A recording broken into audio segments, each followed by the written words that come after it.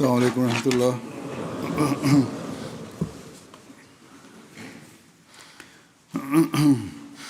أشهد أن لا إله إلا الله وحده لا شريك له وأشهد أن محمدا عبده ورسوله أما بعد فأعوذ بالله من الشيطان الرجيم بسم الله الرحمن الرحيم الحمد لله رب العالمين الرحمن الرحيم مالك يوم الدين إياك نعبد وإياك نستعين اهدنا الصراط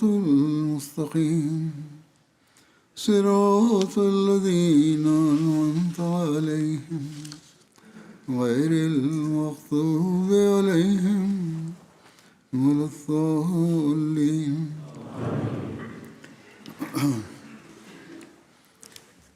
ஹஜ்ரத் ஸல்லல்லாஹு அலைஹி வஸல்லம் ஹஜ்ரத் நபிகள் நாயகம் ஸல்லல்லாஹு அலைஹி வஸல்லம் அவர்களின் நன்றி உணர்வின் தரம், அவர்களின் செயல்பாடு மற்றும் அறிவுரைகள் பற்றி ஜல்சாவிற்கு முந்தைய ஹுத்பாவில் நான் குறிப்பிட்டிருந்தேன்.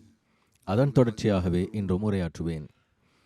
அல்லாஹுக்கு நன்றி செலுத்துவதன் பக்கம் கவனமூட்டியவாறு மிகச்சிறிய விஷயங்களுக்கும் நன்றி செலுத்துமாறு பெருமானார் ஸல்லல்லாஹு அலைஹி வஸல்லம் அவர்கள் அறிவுறுத்தினார்கள். அதன்படி ஹஜ்ரத் அனஸ் பின் மாலிக் ரதியல்லாஹு அன்ஹு அவர்கள் அறிவிக்கிறார்கள், ஒரு அடியான் ஒரு பிடி உணவை உட்கொண்டு அதற்காக அல்லாஹ்வை புகழ்ந்தால், அல்லது ஒரு மடக்கு நீரை குடித்து அதற்காக அல்லாஹ்வை புகழ்ந்தால், அல்லாஹ் அந்த அடியானின் இச்செயலால் மகிழ்ச்சி அடைகிறான் என்று பெருமானார் ஸல்லல்லாஹு அலைஹி வஸல்லம் அவர்கள் கூறினார்கள். அவ்வாறே ஹஜ்ரத் ஆயிஷா ரதியல்லாஹு அன்ஹா அவர்கள் அறிவிக்கிறார்கள், ஒரு நாள் நபி ஸல்லல்லாஹு அலைஹி வஸல்லம் அவர்கள் வீட்டிற்குள் நுழைந்தபோது ஒரு ரொட்டி துண்டு கீழே கிடப்பதை கண்டார்கள். பெருமானார் ஸல்லல்லாஹு அலைஹி வஸல்லம் அவர்கள் அதை எடுத்து தூய்மைப்படுத்தி உண்டார்கள். பிறகு ஆயிஷாவே, கண்ணியப்படுத்தப்பட வேண்டிய பொருளை கண்ணியப்படுத்துங்கள், ஏனெனில் இந்த வாழ்வாதார அருள் எந்த சமூகத்தை விட்டு அகன்று விடுகிறதோ அது அவர்களிடம் மீண்டும் திரும்புவதில்லை என்று கூறினார்கள்.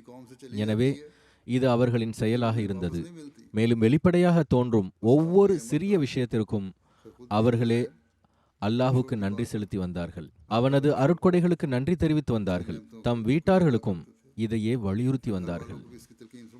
எனவே நமது வாழ்வாதாரத்தில் பரக்கத் வேண்டும் என்ற ஆசை நமக்கு இருந்தால் அல்லாஹ்வின் ஒவ்வொரு அருட்கொடைக்கும் நன்றி செலுத்த வேண்டியது அவசியமாகும்.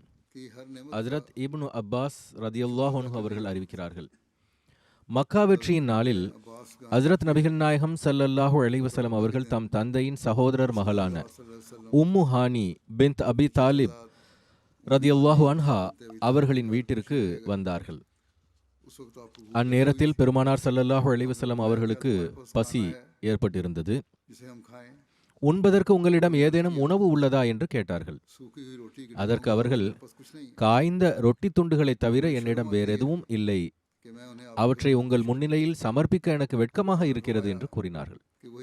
பெருமானார் ஸல்லல்லாஹு அலைஹி வஸல்லம் அவர்கள், அதையே கொண்டு வாருங்கள் என்றார்கள். பிறகு அதை தண்ணீரில் போட்டு துண்டு துண்டாக ஆக்கினார்கள். அவர் உப்பை கொண்டு வந்தார். பெருமானார் ஸல்லல்லாஹு அலைஹி வஸல்லம் அவர்கள், ஏதேனும் குழம்பு இருக்கிறதா என்று கேட்டார்கள். அதற்கு அவர், அல்லாஹ்வின் தூதரே, சிறிதளவு வினிகரை தவிர வேறொன்றும் இல்லை என்றார். பெருமானார் ஸல்லல்லாஹு அலைஹி வஸல்லம் அவர்கள், அதையே கொண்டு வாருங்கள் என்றார்கள். அதை தம் உணவின் மீது ஊற்றி அதிலிருந்து உண்டு கண்ணியமிக்க அல்லாஹ்வை புகழ்ந்தார்கள். பிறகு, வினிகர் எத்தனை சிறந்த குழம்பு! உம்மு ஹானியே, வினிகர் இருக்கும் வீடு ஏழ்மையானது அல்ல என்று கூறினார்கள். எனவே இவைதான் ஹஜ்ரத் நபிகள் நாயகம் ஸல்லல்லாஹு அலைஹி வஸல்லம் அவர்களின் நன்றி உணர்வின் தரமாக இருந்தன. நாம் இத்தகைய நாடுகளில் வாழ்கிறோம், எண்ணற்ற அருட்கொடைகளிலிருந்து பலன் பெறுகிறோம். இருப்பினும் அல்லாஹ்வுக்கு நன்றி செலுத்தும் கடமையை நாம் சரியாக நிறைவேற்றுவதில்லை. மாறாக சில நேரங்களில் சிறிய விஷயங்களுக்கெல்லாம் மனக்குறைகள் உருவாகி விடுகின்றன. இதை வாங்கி வரவில்லை, அதை வாங்கி வரவில்லை என்று வீட்டாரிடம் குறைகள் கூறப்படுகின்றன. ஹஜ்ரத் முஸ்லிம் மௌத் ரதியல்லாஹு அன்ஹு அவர்கள் இத்தகைய நன்றிகட்ட மனிதர்களையும் சஹாபாவின் நன்றி உணர்வையும் மிக தாக்கத்தை ஏற்படுத்தும் வகையில் படம் பிடித்து காட்டியுள்ளார்கள். அவர்கள் கூறுகிறார்கள், உங்கள் உடம்பில் ஒரு கிழிந்த ஆடை இருந்தால் கூட நீங்கள் அழத் தொடங்கி விடுகிறீர்கள். உடுத்துவதற்கு நமக்கு கிழிந்த ஆடை கிடைத்ததே, நமது அதிர்ஷ்டம் எவ்வளவு மோசம் என்று புலம்புகிறீர்கள்.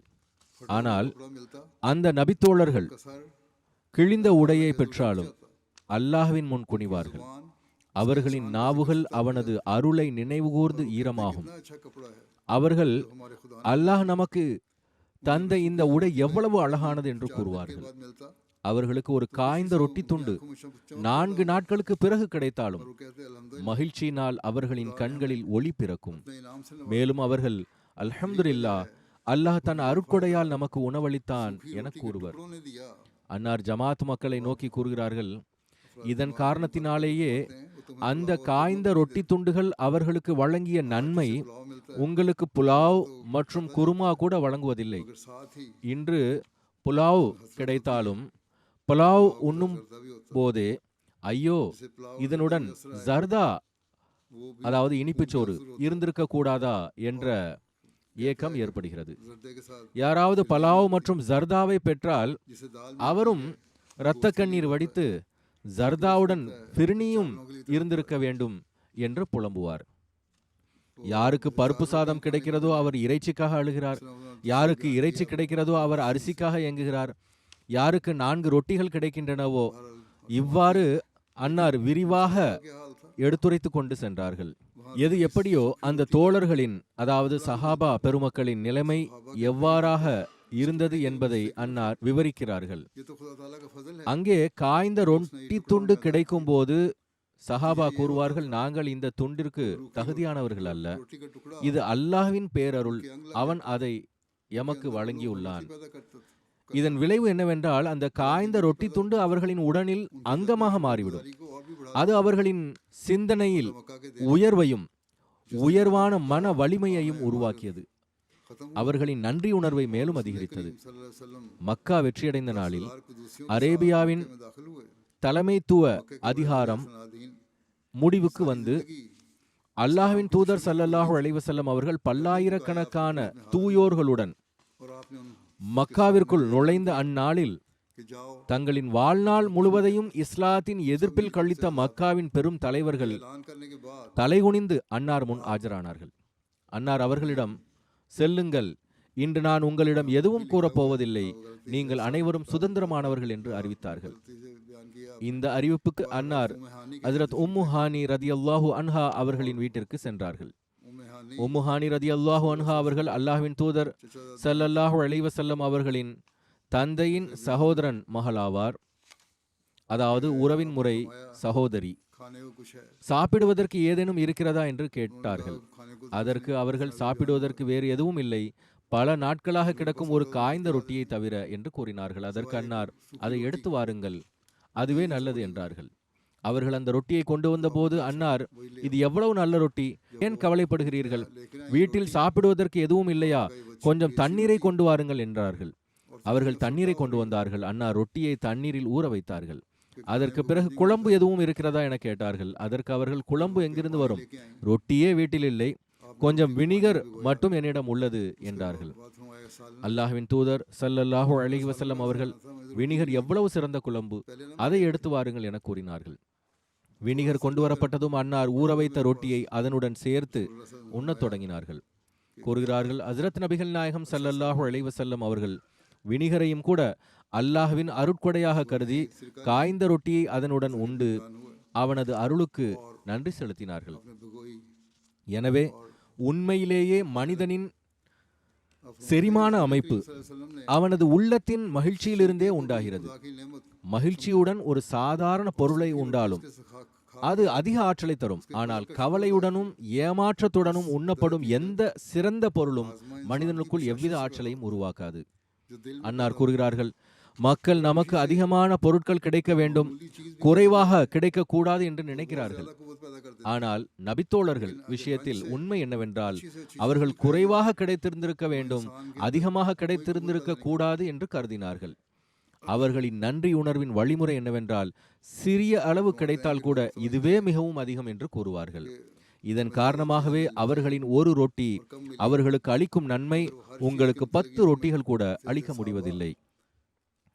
உங்களில் சிலர் இன்னும் ஈமானின் சுவையை சுவைக்கவில்லை. இறைவன் உங்களை ஒரு மிகச்சிறந்த ஆன்மீக பணிக்காக படைத்துள்ளான் என்பதையும், அந்த ஆன்மீக புரட்சி மற்றும் மாற்றத்தை உருவாக்குவதற்காக படைத்திருப்பதோடு ஒப்பிடும்போது உலகின் மிகப்பெரிய பேரரசரும் கூட ஒன்றுமல்ல. ஆனால் அதற்கு பதிலாக உங்கள் அந்தஸ்தை பற்றி சிந்திக்காமல், உங்கள் கடமைகளை பற்றிய சரியான உணர்வை வளர்த்து கொள்ளாமல், நீங்கள் மிகவும் அற்பமான மற்றும் தாழ்ந்த விஷயங்களில் கவனத்தை செலுத்துகிறீர்கள். நீங்கள் மிகவும் அற்பமான மற்றும் தாழ்ந்த விஷயத்தில் கவனத்தை செலுத்தி, எனக்கு இது கிடைக்கவில்லை, அது கிடைக்கவில்லை என்று புலம்புகிறீர்கள். இறைவன் உங்களை எந்த நோக்கத்திற்காக படைத்தான் என்ற உணர்வு உங்களுக்குள் எழும் வரை, மேலும் உங்களுடைய அந்தஸ்தை உணராத வரை, நீங்கள் எதற்காக படைக்கப்பட்டீர்களோ அந்த பணியை எவ்வாறு உங்களால் செய்ய முடியும்? இறைவன் உங்களை எந்த உயர்ந்த அந்தஸ்தில் நிறுத்தியுள்ளான் என்பதை உணர்ந்து, உங்கள் இதயம் எப்போதும் மகிழ்ச்சி அலைகளால் நிறைந்திருக்க வேண்டும். உங்கள் மனதில் எப்போதும் விழிப்புணர்வும் எச்சரிக்கையும் இருக்க வேண்டும். இந்த உணர்வு உங்களுக்குள் ஏற்பட்டுவிட்டால் உடனடியாக உங்கள் உடலில் ஒரு ஆற்றல் உருவாகும். அது குறைந்த அளவிலான உணவை கொண்டும் உங்களை பணி செய்ய தகுதியுடையதாக்கும். எனவே இந்த அறிவுரை பொதுவாக குறைந்த வசதிகள் கொண்ட ஒவ்வொரு அகமதிக்கும் உரியது என்றாலும், குறிப்பாக வாக்கிஃபீனே ஜிந்தகி, வாழ்க்கையை அர்ப்பணித்தவர்கள் தங்கள் நன்றி உணர்வின் தரத்தை உயர்த்துவதற்காக இதை பயன்படுத்த வேண்டும். இதற்கான தேவை மிகவும் அவசியமானது. அதேபோல் அவர்களின் மனைவி மற்றும் குழந்தைகளிடையேயும் இந்த உணர்வை அதிக அளவில் வளர்க்க வேண்டியது அவசியமாகும். ஏனெனில் வாக்கிஃபீன்கள் எந்த நோக்கத்திற்காக தங்களை அர்ப்பணித்தார்களோ அது மிகவும் மகத்தான நோக்கம். அந்த மகத்தான இலக்கை அடைவதற்காக மகத்தான இலக்கை அடைந்தவர்களின் முன்னுதாரணத்தை தங்களுக்கு முன்னால் வைத்து அவற்றின்படி செயல்பட முயற்சிக்க வேண்டும். அப்போதுதான் அந்த மகத்தான இலக்கை அடைய முடியும். ஹஜ்ரத் நபிகள் நாயகம் ஸல்லல்லாஹு அலைஹி வஸல்லம் அவர்கள் தங்கள் தோழர்களின் சேவையை நன்றி உணர்வுடன் பாராட்டி அவர்களுக்கு எவ்வாறு துஆ செய்தார்கள் என்பதை பற்றிய ஓர் அறிவிப்பு உள்ளது. ஹஜ்ரத் அபு கதாதா ரதியல்லாஹு அன்ஹு அவர்கள் அறிவிக்கிறார்கள், ஹஜ்ரத் நபிகள் நாயகம் ஸல்லல்லாஹு அலைஹி வஸல்லம் அவர்கள் மக்களிடம் உரை நிகழ்த்தி, நீங்கள் இன்று இரவு முழுவதும் பயணம் செய்வீர்கள், இன்ஷா அல்லாஹ் நாளை தண்ணீர் கிடைக்கும் இடத்தை சென்றடைவீர்கள் என்று கூறினார்கள். மக்கள் யாரும் யாருக்காகவும் நிற்காமல் பயணத்தை தொடங்கினர். ஹஜ்ரத் அபு கதாதா ரதியல்லாஹு அன்ஹு அவர்கள் கூறுகிறார்கள், நான் ஹஜ்ரத் நபிகள் நாயகம் ஸல்லல்லாஹு அலைஹி வஸல்லம் அவர்களுக்கு அருகிலேயே பயணித்துக் கொண்டிருந்தேன். இரவின் நடுப்பகுதி வரை பயணம் தொடர்ந்தது. நபி ஸல்லல்லாஹு அலைஹி வஸல்லம் அவர்களுக்கு பயண விலங்கின் மீது அமர்ந்திருக்கையில் லேசான தூக்கம் வந்து ஒரு பக்கமாக சாய்ந்தார்கள். நான் அவர்களுக்கு இடையூறு செய்யாமல், அவர்களை எழுப்பாமல் தாங்கி பிடித்தேன். அவர்கள் மீண்டும் நிமிர்ந்து தங்களை சரியாக அமர்த்தி பயணத்தை தொடர்ந்தார்கள். பின்னர் மீண்டும் அவர்கள் உறக்கத்தினால் சாய்ந்தார்கள். இரவின் பெரும்பகுதி கடந்துவிட்டது. அப்போதும் நான் அவர்களை எழுப்பாமல் தாங்கி பிடித்தேன். அவர்கள் மீண்டும் நிமிர்ந்து சரியாக அமர்ந்தார்கள். இவ்வாறே பயணம் தொடர்ந்தது. அதிகாலை நேரம் நெருங்கிய போது அவர்கள் முந்தைய 2 முறைகளை விட அதிகமாக சாய்ந்தார்கள். எந்த அளவிற்கென்றால் அவர்கள் கீழே விழுந்துவிடும் நிலை ஏற்பட்டது. நான் விரைந்து சென்று அவர்களை தாங்கி பிடித்தேன். அவர்கள் தலையை உயர்த்தி, யார் அது என்று கேட்டார்கள். நான் அபு கதாதா என்று கூறினேன். அதற்கு அவர்கள், எவ்வளவு நேரமாக நீங்கள் என்னுடன் இப்படி பயணித்துக் கொண்டிருக்கிறீர்கள் என்று கேட்டார்கள். அதற்கு நான், இரவிலிருந்தே நான் உங்களுடன் தான் பயணித்துக் கொண்டிருக்கிறேன் என்று கூறினேன். அதற்கு ஹஜ்ரத் நபிகள் நாயகம் ஸல்லல்லாஹு அலைஹி வஸல்லம் அவர்கள், நீர் அவனின் நபியை பாதுகாத்தது போல அல்லாஹ் உம்மை பாதுகாப்பானாக என்று துஆ செய்தார்கள். இவ்வாறு அவர்கள் தங்கள் நன்றி உணர்வை வெளிப்படுத்தினார்கள். ஹஜ்ரத் நபிகள் நாயகம் ஸல்லல்லாஹு அலைஹி வஸல்லம் அவர்கள் தங்கள் நன்றி உணர்வின் தரத்தின் எப்படிப்பட்ட முன்மாதிரியை நம் முன்னால் வைத்தார்கள். ஒரு அறிவிப்பில் வருகிறது, ஹஜ்ரத் உமாமா ரதியல்லாஹு அன்ஹு அவர்கள் அறிவிக்கிறார்கள், ஹஜ்ரத் நபிகள் நாயகம் ஸல்லல்லாஹு அலைஹி வஸல்லம் அவர்கள் கூறினார்கள், என்னுடைய இறைவனாகிய அல்லாஹ் மக்கா பள்ளத்தாக்கை எனக்காக தங்கமாக மாற்றி தருவதாக கூறினான். ஆனால் நான், என் இறைவா, வேண்டாம், மாறாக நான் ஒரு நாள் பசியோடும் மறுநாள் வயிறு நிரம்பியும் இருக்க விரும்புகிறேன். இதனால் நான் பசியோடு இருக்கும் நாளில் உன் முன்னிலையில் பணிந்து கெஞ்சி உன்னிடம் துவா செய்வேன். வயிறு நிரம்பி இருக்கும் நாளில் உன்னை புகழ்ந்து உனக்கு நன்றி செலுத்துவேன் என்று கூறினார்கள். ஹஜ்ரத் அப்துல்லா பின் மஸ்ஊத் ரதியல்லாஹு அன்ஹு அவர்கள் அறிவிக்கிறார்கள், நபிகள் நாயகம் ஸல்லல்லாஹு அலைஹி வஸல்லம் அவர்கள் தண்ணீர் அருந்தும் போது பாத்திரத்திலிருந்து வாயை எடுத்து 3 மூச்சுகளில் அருந்துவார்கள். ஒரே மூச்சில் முழுவதுமாக குடித்துவிட மாட்டார்கள், மாறாக 3 மூச்சுகளில் குடிப்பார்கள். ஒவ்வொரு மூச்சின் போதும் அல்லாஹ்வை புகழ்வார்கள். கடைசி மூச்சுக்கு பிறகு அல்லாஹ்வுக்கு நன்றி செலுத்துவார்கள். நபி ஸல்லல்லாஹு அலைஹி வஸல்லம் அவர்கள் கூறியது போல் தண்ணீரின் ஒவ்வொரு மடக்குக்கும் அல்லாஹ்வுக்கு நன்றி செலுத்தி அவனது புகழை கூறுங்கள். தண்ணீர் அருந்தும் இந்த முறை நன்றி செலுத்துவதோடு மட்டுமல்லாமல் உடல் ஆரோக்கியத்திற்கும் மிகவும் அவசியமானது. அதாவது ஒரே மூச்சில் குடிப்பதற்கு பதிலாக நிதானமாக மெதுவாக குடிக்க வேண்டும். புகாரியில் ஹஜ்ரத் அபூ ஹுரைரா ரதியல்லாஹு அன்ஹு அவர்களின் ஒரு நீண்ட அறிவிப்பு உள்ளது. அவர்கள் கூறுகிறார்கள், வணக்கத்திற்குரியவன் அல்லாஹ்வை தவிர வேறு யாரும் இல்லாத அந்த இறைவனின் மீது ஆணையாக நான் கடுமையாக பசியின் காரணமாக என் வயிற்றை தரையோடு சேர்த்து படுத்துக் கொள்வேன். சில நேரங்களில் பசியின் கொடுமையால் வயிற்றில் கல்லை கட்டிக் கொள்வேன். ஒரு நாள் அல்ல, பல நாட்கள் இவ்வாறு கடந்தன. ஒரு நாள் நான் மக்கள் செல்லும் வழியில் சென்று உட்கார்ந்தேன். என் நிலைமை மிகவும் மோசமாக இருந்தது. அவ்வழியே ஹஜ்ரத் அபூபக்கர் ரதியல்லாஹு அன்ஹு அவர்கள் கடந்து சென்றார்கள். நான் அவர்களிடம் திருக்குரானின் ஒரு வசனத்தை பற்றி கேட்டேன். அதாவது ஏழைகளை பராமரிப்பது, யாசிக்காதோரை பற்றிய, பசியில் உள்ளவர்களை பற்றிய ஒரு வசனத்தின் விளக்கத்தை கேட்டேன். அவர்கள் எனக்கு அந்த விளக்கத்தை கூறிவிட்டு சென்று விட்டார்கள். அதற்கு பிறகு ஹஜ்ரத் உமர் ரலியல்லாஹு அன்ஹு அவர்கள் கடந்து சென்றார்கள். அவர்களிடமும் அதேபோல் விளக்கத்தை கேட்டேன். அவர்களும் விளக்கிவிட்டு சென்று விட்டார்கள். அதற்கு பிறகு ஹஜ்ரத் நபிகள் நாயகம் ஸல்லல்லாஹு அலைஹி வஸல்லம் அவர்கள் என் அருகில் கடந்து சென்றார்கள். என்னை பார்த்ததும் அவர்கள் புன்னகைத்தார்கள்.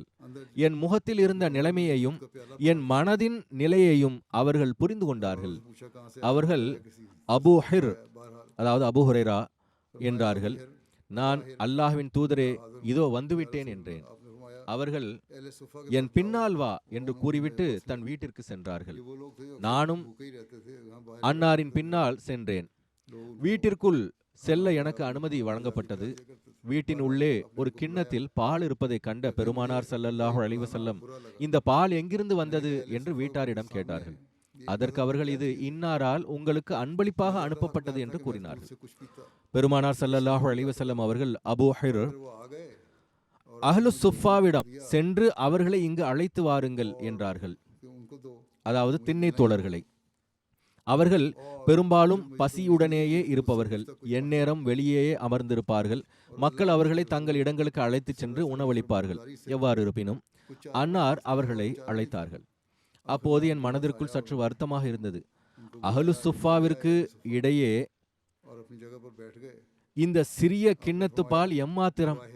இந்த பாலை குடித்து தாகத்தை தணித்துக் கொள்ள நானே மிகவும் தகுதியானவன். ஆனால் பெருமானார் ஸல்லல்லாஹு அலைஹி வஸல்லம் அவர்களை அழைத்து வர கட்டளையிட்டு விட்டார்கள். அல்லாஹுக்கும் அவனது தூதருக்கும் கீழ்ப்படிவதை தவிர வேறு வழி இல்லை என்று எண்ணினார்கள். நான் சென்று திண்ணை தோழர்களை அழைத்து வந்தேன். அவர்கள் வந்து தங்களுக்குரிய இடங்களில் அமர்ந்தார்கள். பெருமானார் ஸல்லல்லாஹு அலைஹி வஸல்லம் அவர்கள், அபூ ஹுரைராவே, இந்த பாலை எடுத்து அவர்களுக்கு கொடு என்றார்கள். நான் அந்த பாத்திரத்தை எடுத்து ஒவ்வொருவருக்கும் கொடுக்க தொடங்கினேன். ஒருவர் வயிறு நிரம்ப குடித்த பின் பாத்திரத்தை திருப்பி தருவார். பிறகு அடுத்தவர் குடிப்பார். இப்படியே அனைவரும் குடித்தார்கள். இறுதியில் ஹஜ்ரத் நபிகள் நாயகம் ஸல்லல்லாஹு அலைஹி வஸல்லம் அவர்களிடம் பாத்திரம் வந்தது. அப்போது அனைவரும் வயிறு நிரம்ப குடித்து விட்டிருந்தனர். பெருமானார் ஸல்லல்லாஹு அலைஹி வஸல்லம் அவர்கள் அந்த பாத்திரத்தை தமது கரங்களில் ஏந்தினார்கள். என்னை பார்த்து புன்னகைத்து, அபு ஹுரைராவே என்றபோது, நான் இதோ வந்துவிட்டேன் அல்லாஹ்வின் தூதரே என்று கூறினேன். அதற்கு அன்னார், நீங்களும் நானும் மட்டுமே பாக்கி உள்ளோம் என்றார்கள். நான், ஆம் அல்லாஹ்வின் தூதரே, நீங்கள் உண்மையே கூறினீர்கள் என்றேன். அன்னார், அமர்ந்து பாலை அருந்துங்கள் என்றார்கள்.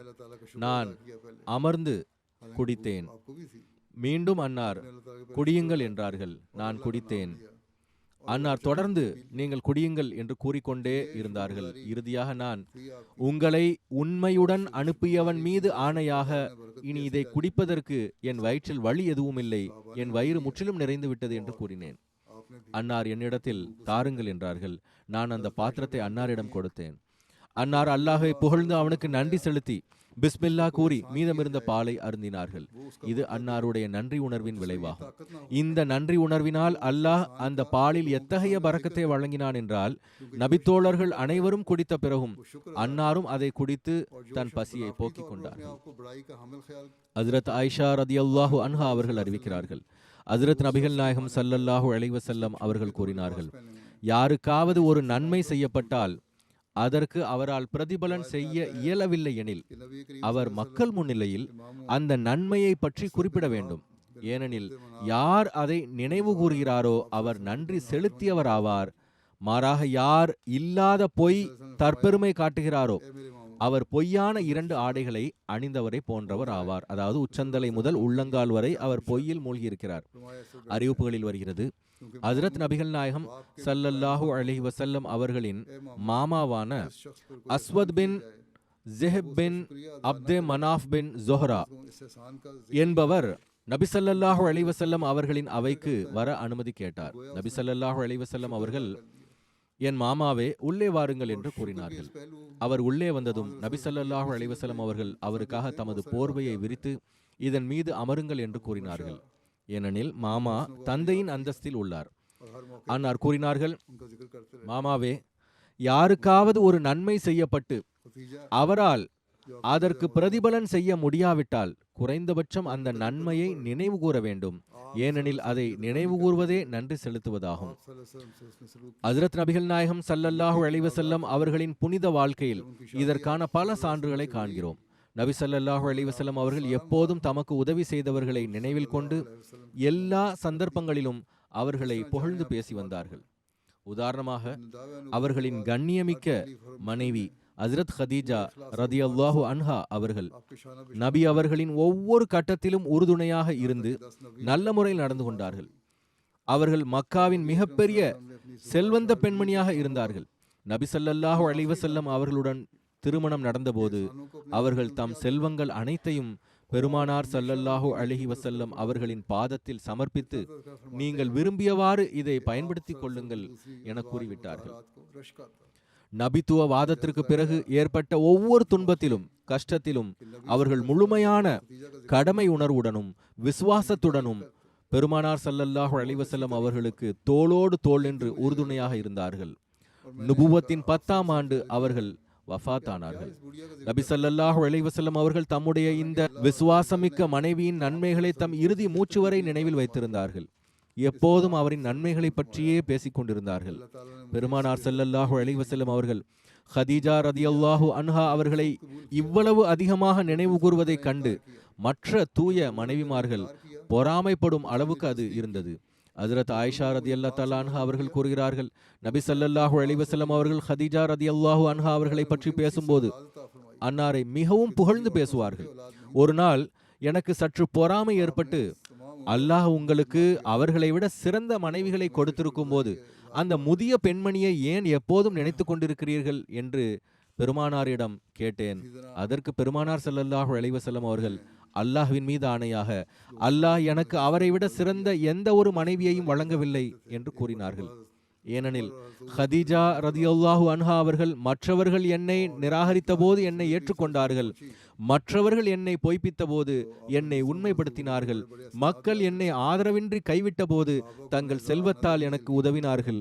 மேலும் அல்லாஹ் எனக்கு மற்ற மனைவிகள் மூலம் வழங்கிடாத குழந்தை பேரை அவர்கள் மூலமே எனக்கு வழங்கினான். அன்னார் வாழ்நாள் முழுவதும் அவர்களது சேவைகளை எப்போதும் நினைவு கூர்ந்து நன்றி உணர்வை வெளிப்படுத்தி வந்தார்கள். அவ்வாறே அன்னாருக்கு உதவிய நண்பர்களுக்கும் அன்னார் மிகுந்த நன்றி உணர்வை வெளிப்படுத்தி வந்தார்கள். ஒரு முறை ஹஜ்ரத் உமர் ரதியல்லாஹு அன்ஹு அவர்களுக்கும் ஹஜ்ரத் அபூபக்கர் ரதியல்லாஹு அன்ஹு அவர்களுக்கும் இடையே கருத்து வேறுபாடு ஏற்பட்டு அது ஹஜ்ரத் நபி ஸல்லல்லாஹு அலைஹி வஸல்லம் அவர்களின் கவனத்திற்கு சென்றபோது அன்னார் மற்றவர்களுக்கு அபூபக்கரின் மாபெரும் உபகாரங்களை நினைவூட்டினார்கள். மேலும் தோழர்களுக்கு அவருக்கு துன்பம் தரக்கூடாது என்று அறிவுறுத்தினார்கள். இருவருக்கும் இடையே பிரச்சனை எல்லை மீறிய போது இறுதியில் நபிகள் நாயகம் ஸல்லல்லாஹு அலைஹி வஸல்லம் அவர்களிடம் இருவரும் வந்தனர். அபூபக்கர் ரதியல்லாஹு அன்ஹு அவர்களுக்கு தான் தவறு செய்து விட்டதாக உணர்வு ஏற்பட்டு நான் என் தவறை உணர்ந்து மன்னிப்பு கேட்க விரும்புகிறேன் என்று கூறினார்கள். ஹஜ்ரத் உமர் ரதியல்லாஹு அன்ஹு அவர்களும் தான் செய்த தவறை ஒப்புக்கொண்டு மன்னிப்பு கேட்க விரும்பினார்கள். இருப்பினும் பெருமானார் ஸல்லல்லாஹு அலைஹி வஸல்லம் அவர்கள் ஹஜ்ரத் உமரின் வார்த்தைகளை கேட்காமல் தம் விருப்பமின்மையை வெளிப்படுத்தினார்கள். அபூபக்கருடன் ஏன் விவாதம் செய்தீர்கள் என்றார்கள். பின்னர் அபூபக்கரின் குறைகளை மறைத்து மன்னித்தருளுமாறு அல்லாஹ்விடம் துஆ செய்தார்கள்.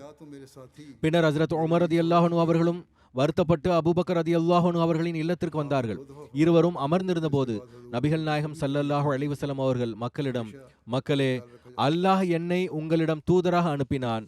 அப்போது நீங்கள் என்னை பொய்ப்பித்தீர்கள். ஆனால் அபூபக்கரோ இவர் உண்மையாளர் என்று கூறினார். அவர் தம் உயிரையும் செல்வத்தையும் கொண்டு என்னிடம் அனுதாபமும் ஆதரவும் காட்டினார். எனவே எனக்காக என் தோழரை நீங்கள் விட்டுவிட மாட்டீர்களா என்று இருமுறை கூறினார்கள். இதன் பிறகு ஹஜ்ரத் அபூபக்கர் ரதியல்லாஹு அன்ஹு அவர்களுக்கு எந்த ஒரு துன்பமும் தரப்படவில்லை. அவர்கள் எப்போதும் சிறப்புடன் மதிக்கப்பட்டார்கள். ஹஜ்ரத் அபூ சயீத் அல் குத்ரி ரதியல்லாஹு அன்ஹு அவர்கள் அறிவிக்கிறார்கள், ஹஜ்ரத் நபிகள் நாயகம் ஸல்லல்லாஹு அலைஹி வஸல்லம் அவர்கள் மக்களிடம் உரையாற்றும் போது அல்லாஹ் தன் அடியார்களில் ஒருவருக்கு உலகத்தையோ அல்லது அல்லாஹ்விடம் உள்ள அருட்கொடைகளையோ தேர்ந்தெடுக்கும் வாய்ப்பை வழங்கினான். அந்த அடியார் அல்லாஹ்விடம் உள்ள அருளையே தேர்ந்தெடுத்தார் என்று கூறினார்கள். அபூ சயீத் கூறுகிறார்கள், இதை கேட்டதும் ஹஜ்ரத் அபூபக்கர் ரதியல்லாஹு அன்ஹு அவர்கள் அழத் தொடங்கினார்கள். நபி ஸல்லல்லாஹு அலைஹி வஸல்லம் அவர்கள் ஓர் அடியாரை பற்றி மட்டுமே பேசும்போது அபூபக்கர் ஏன் அழுகிறார் என்று நாங்கள் ஆச்சரியப்பட்டோம். உண்மையில் அந்த வாய்ப்பு வழங்கப்பட்ட அடியார் ஹஜ்ரத் நபிகள் நாயகம் ஸல்லல்லாஹு அலைஹி வஸல்லம் அவர்களே ஆவார்கள். ஹஜ்ரத் அபூபக்கர் ரதியல்லாஹு அன்ஹு அவர்கள் எங்களை விட இந்த விஷயத்தில் அதிக ஞானமிக்கவர்களாக இருந்ததால் உடனே அழுது விட்டார்கள். நபி ஸல்லல்லாஹு அலைஹி வஸல்லம் அவர்கள் கூறினார்கள், மக்களிலேயே தம் தோழமையாலும் தம் செல்வத்தை செலவிட்டதாலும் எனக்கு மிக அதிக உபகாரம் செய்தவர் அபூபக்கர் ஆவார். என் இறைவனை தவிர வேறு யாரையாவது நான் ஆருயிர் நண்பராக ஆக்குவதாக இருந்தால் அபூபக்கரை தான் ஆக்கியிருப்பேன் என்றார்கள். ஹஜ்ரத் அபூபக்கர் ரதியல்லாஹு அன்ஹு அவர்கள் அழுததற்கு காரணம் பெருமானார் ஸல்லல்லாஹு அலைஹி வஸல்லம் அவர்கள் கூறியதிலிருந்து அல்லாஹ் பெருமானார் ஸல்லல்லாஹு அலைஹி வஸல்லம் அவர்களை தம்மிடம் அழைத்து கொள்ள விரும்புகிறான் என்பதை அவர்கள் உணர்ந்து கொண்டதே ஆகும். மக்காவில் முஸ்லிம்கள் பலவிதமான துன்பங்களுக்கும் கொடுமைகளுக்கும் ஆளான போது அல்லாஹ்வின் உத்தரவின் பேரில் அவர்கள் அபிசீனியா நோக்கி ஹிஜ்ரத் செய்தனர். அக்காலகட்டத்தில் அபிசீனியாவின் மன்னர் நஜ்ஜாஷி அவர்களுக்கு அடைக்கலம் அளித்தார். பெருமானார் ஸல்லல்லாஹு அலைஹி வஸல்லம் அவர்கள் மன்னர் நஜ்ஜாஷியின் இந்த உபகாரத்தை எப்போதும் நினைவில் வைத்து ஒவ்வொரு சந்தர்ப்பத்திலும் தங்களின் சொல்லாலும் செயலாலும் அவருக்கு நன்றி தெரிவித்து வந்தார்கள். மன்னர் நஜ்ஜாஷியின் தூதுக்குழுவினர் நபி ஸல்லல்லாஹு அலைஹி வஸல்லம் அவர்களின் சபையில் ஆஜரான போது பெருமானார் ஸல்லல்லாஹு அலைஹி வஸல்லம் அவர்கள் அவர்களை வரவேற்பதற்காக தாமே எழுந்து நின்றார்கள்.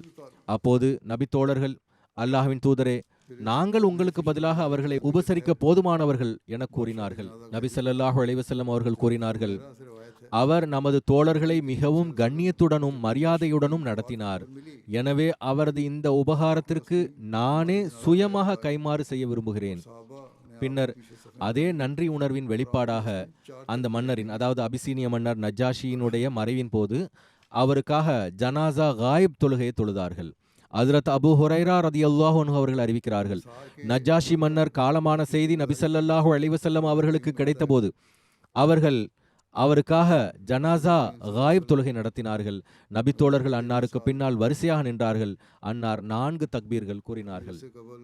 அன்சாரிகளின் செயல்களுக்கு நன்றி செலுத்தும் பழக்கம் நபி ஸல்லல்லாஹு அலைஹி வஸல்லம் அவர்களிடம் இருந்ததை மற்றொரு அறிவிப்பு நமக்கு உணர்த்துகிறது.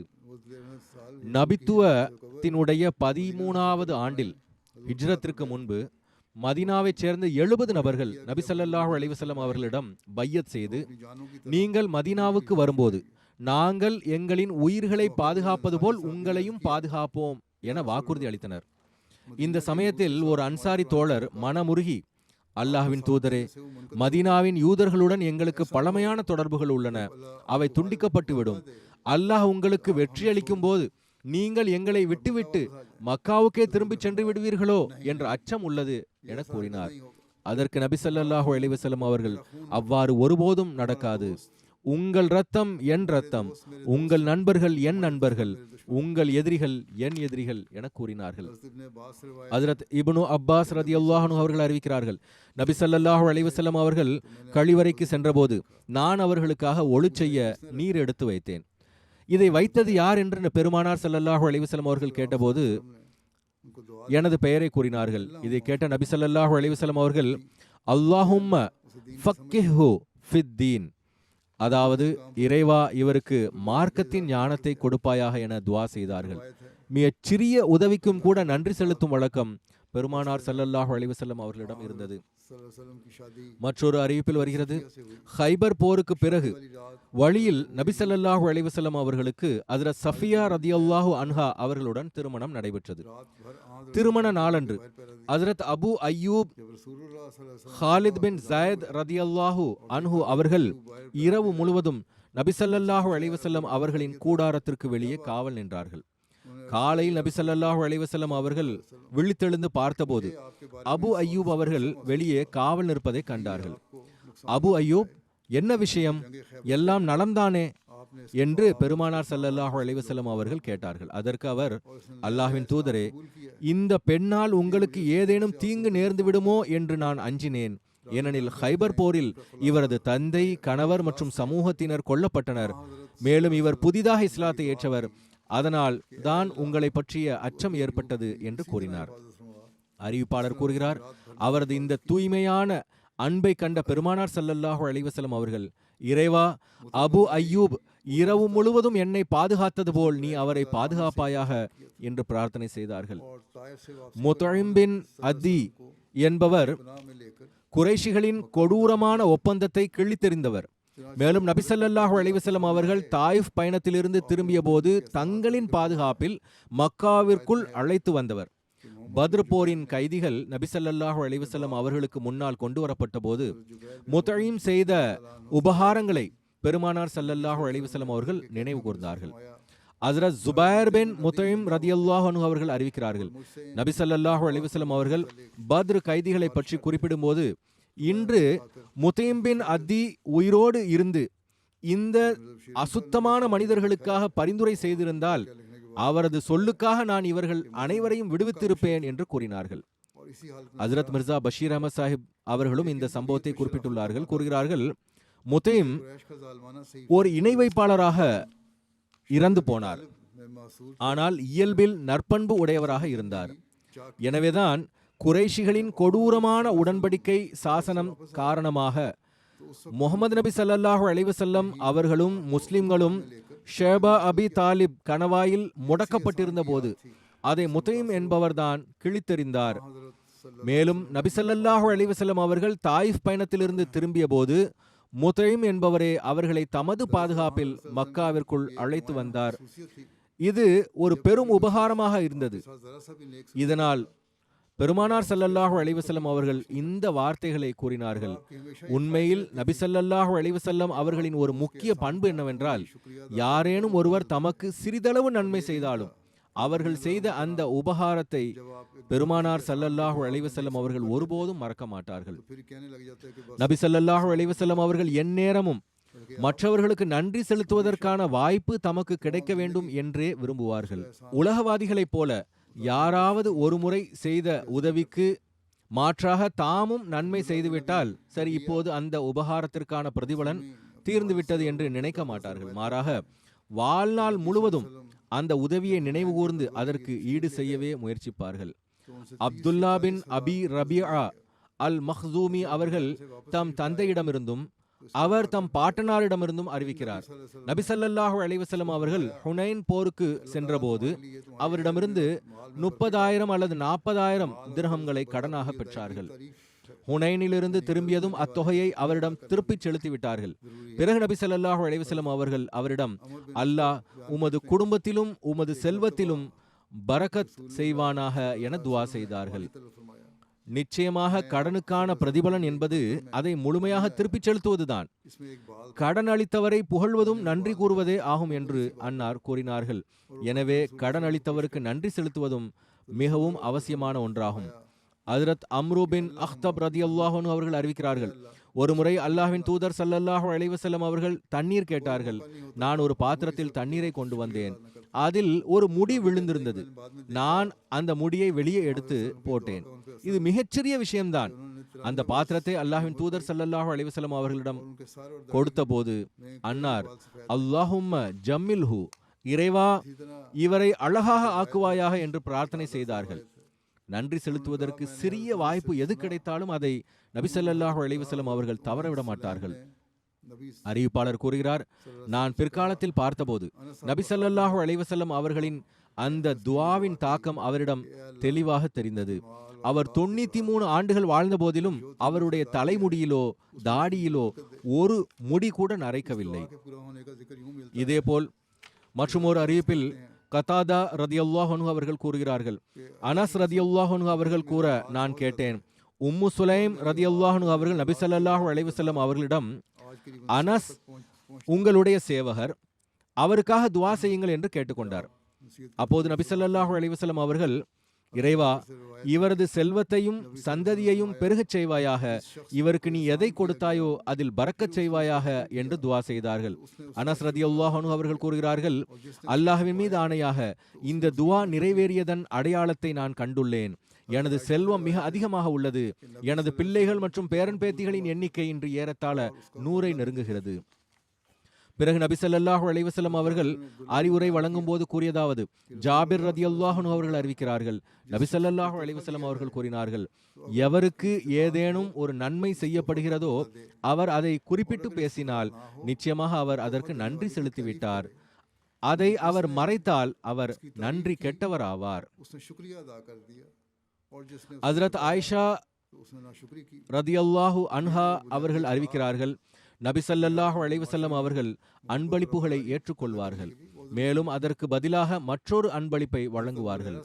ஹஜ்ரத் ஜாபிர் பின் அப்துல்லா ரதியல்லாஹு அன்ஹு அவர்கள் அறிவிக்கிறார்கள், அல்லாஹ்வின் தூதர் ஸல்லல்லாஹு அலைஹி வஸல்லம் அவர்கள் கூறினார்கள், எவருக்கு ஏதேனும் அன்பளிப்பு வழங்கப்படுகிறதோ அவரிடம் அதற்கு பதிலாக கொடுக்க சக்தி இருந்தால் பிரதிபலன் அளிக்கட்டும். அவரிடம் சக்தி இல்லை எனில் அளித்தவரை புகழட்டும். ஏனெனில் யார் புகழ்கிறாரோ அவர் நன்றி செலுத்திவிட்டார். யார் அதை மறைக்கிறாரோ அவர் நன்றி கேடு காட்டினார். இவைதான் சமூகம் மற்றும் உறவுகளில் அன்பையும் நல்லிணக்கத்தையும் வளர்ப்பதற்கு மிகவும் தேவையான அடிப்படை நற்பண்புகளாகும். ஹஜ்ரத் அபூ ஹுரைரா ரதியல்லாஹு அன்ஹு அறிவிக்கிறார்கள், ஒரு கிராமவாசி பெருமானார் ஸல்லல்லாஹு அலைஹி வஸல்லம் அவர்களுக்கு ஒரு ஒட்டகத்தை பரிசாக அளித்தார். அதற்கு பதிலாக நபி ஸல்லல்லாஹு அலைஹி வஸல்லம் அவர்கள் அவருக்கு 6 ஒட்டகங்களை வழங்கினார்கள்.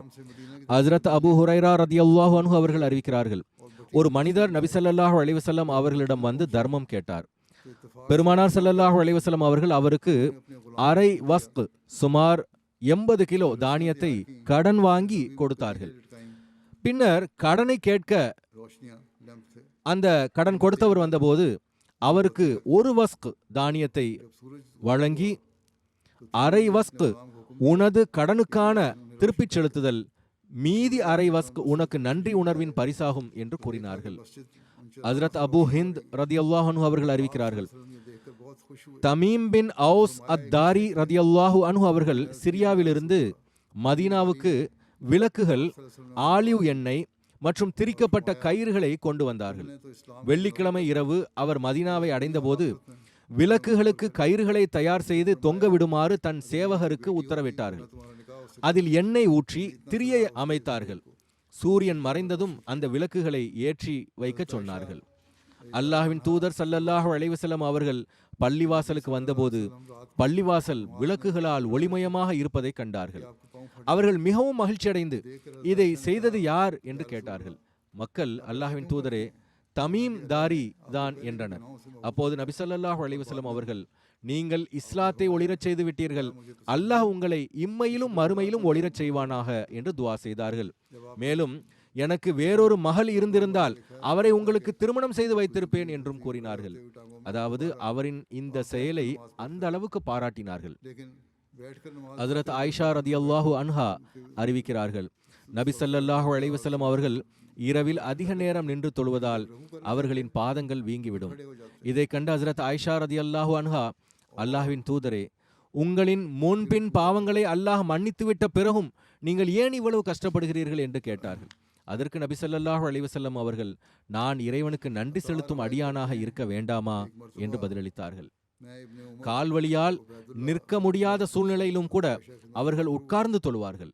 உட்கார்ந்த நிலையிலேயே சூரா ஃபாத்திஹாவையும் மற்ற சூறாக்களையும் ஓதுவார்கள். ருக்கு செய்ய விரும்பும் போது எழுந்து நின்று ருக்கு செய்வார்கள், பின்னர் சஜ்தா செய்வார்கள். அத்தா அறிவிக்கிறார், ஒருமுறை நானும் இப்னு உமர் ரதியல்லாஹு அன்ஹு மற்றும் உபைத் பின் உமைர் ரதியல்லாஹு அன்ஹு ஆகியோர் ஹஜ்ரத் ஆயிஷா ரதியல்லாஹு அன்ஹா அவர்களிடம் சென்றோம். அன்னாரிடம், அன்னையே, நீங்கள் நபி ஸல்லல்லாஹு அலைஹி வஸல்லம் அவர்களிடம் கண்ட மிகவும் ஆச்சரியமான ஒரு நிகழ்வை கூறுங்கள் என்றோம். இதை கேட்ட ஹஜ்ரத் ஆயிஷா ரதியல்லாஹு அன்ஹா அவர்கள் அழத் தொடங்கி, நபி ஸல்லல்லாஹு அலைஹி வஸல்லம் அவர்களின் ஒவ்வொரு செயலுமே ஆச்சரியமானதுதான் என்று கூறிவிட்டு ஒரு நிகழ்வை குறிப்பிட்டார்கள். கூறுகிறார்கள், ஒரு நாள் இரவு நபி ஸல்லல்லாஹு அலைஹி வஸல்லம் அவர்கள் என்னிடம் வந்து படுக்கையில் படுத்துக் கொண்டார்கள்.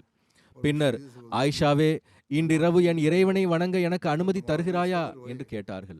அதற்கு நான், அல்லாஹ்வின் மீது ஆணையாக, உங்களின் நெருக்கத்தை நான் விரும்புகிறேன், அதே வேளையில் உங்கள் விருப்பத்தையே நான் முன்னுரிமையாக கருதுகிறேன், உங்களுக்கு முழு அனுமதி உள்ளது என்றேன். உடனே அவர்கள் எழுந்து தோல் பையில் இருந்த நீரால் உழு செய்துவிட்டு தொழுகையில் நின்றார்கள். தொழுகையில் அவர்கள் மிகவும் அழுதார்கள். அவர்களின் கண்ணீர் மார்பில் விழத் தொடங்கியது. பின்னர் வலது பக்கமாக சாய்ந்து உட்கார்ந்தார்கள்.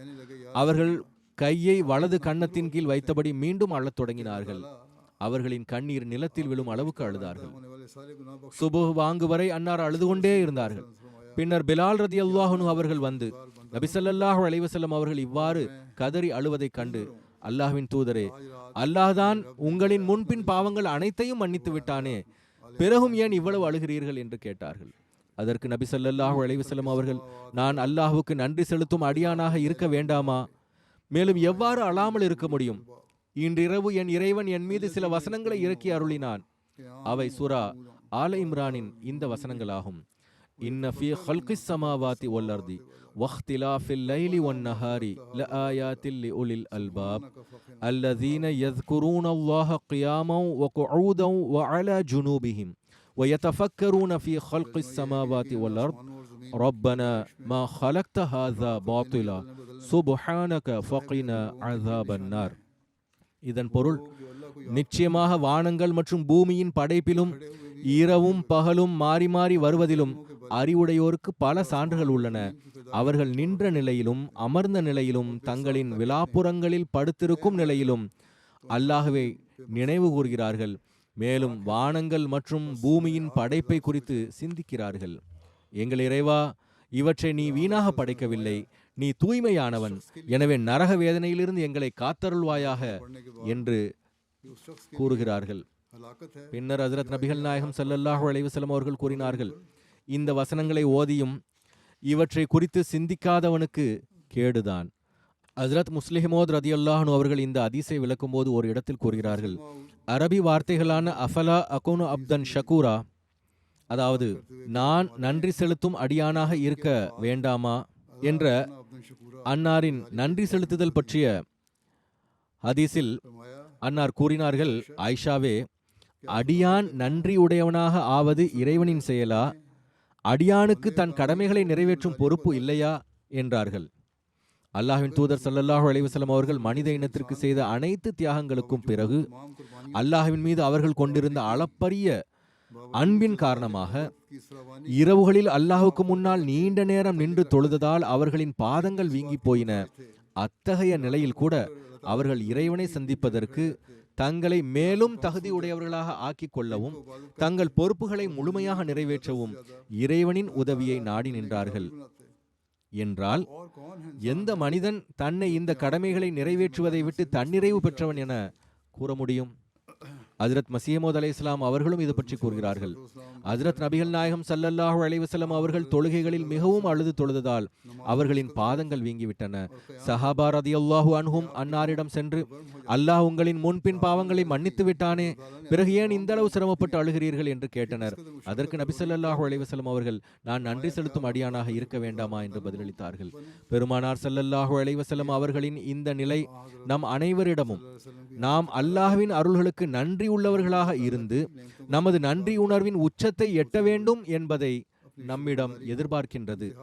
நன்றி செலுத்துவது என்பது வெறுமனே அமர்ந்து கொள்வது அல்ல, மாறாக நன்றி உணர்வு என்பது நற்செயல்களில் மேலும் மேலும் முன்னேறுவதை எதிர்பார்க்கின்றது.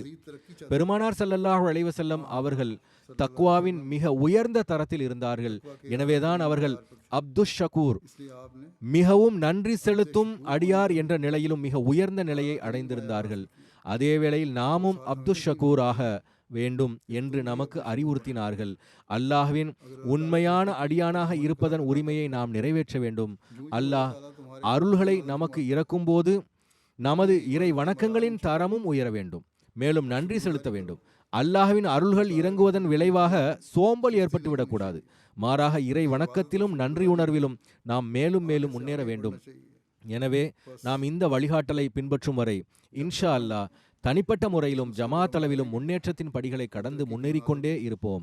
ஹஜ்ரத் முஸ்லிமோ ரதியல்லாஹு அன்ஹு அவர்கள் இதை மேலும் விளக்குகையில் ஓரிடத்தில், உன்னுடைய அருள்களே என்னை மரியாதையற்றவனாக மாற்றிவிட்டன என்ற ஒரு பாரசீக கவிதை வரியை குறிப்பிட்டு, அந்த கவிஞன் இறைவனிடம் அல்லாஹ்வின் அருள்களே தன்னை மரியாதையற்றவனாக ஆக்கிவிட்டன என்று கூறுகிறான்.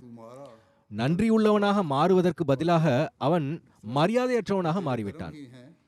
ஏனெனில் இறைவனின் அருள்கள் மனிதனை மரியாதை அற்றவனாகவோ கிளர்ச்சியாளனாகவோ மாற்றுவதில்லை, அவன் தவறாக கூறுகிறான். மாறாக இறைவனின் அருள்கள் மனிதனை மேலும் அதிக நன்றி உள்ளவனாகவும் கீழ்ப்படிதல் உள்ளவனாகவும் மாற்றுகின்றன. எனவே நீங்கள் முன்பை விட அதிக நன்றி உள்ளவர்களாக மாறுங்கள்.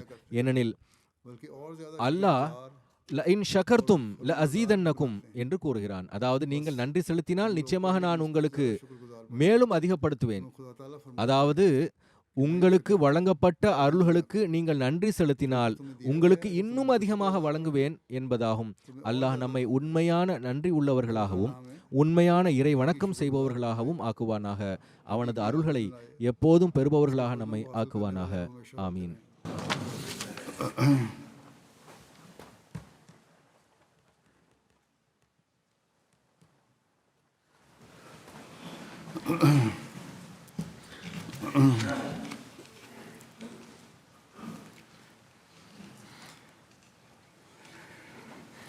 الحمد لله نحمده ونستعينه ونستغفره ونؤمن به ونتوكل عليه ونعوذ بالله من شرور أنفسنا ومن سيئات أعمالنا من يهده الله فلا مضل له ومن يضلله فلا هادي له ونشهد أن لا إله إلا الله ونشهد أن محمدا عبده ورسوله عباد الله رحمكم الله إن الله يأمر بالعدل والإحسان وإيتاء ذي القربى وينهى عن الفحشاء والمنكر والبغي يعظكم لعلكم تذكرون اذكروا الله يذكركم وادعوه يستجب لكم ولذكر الله أكبر.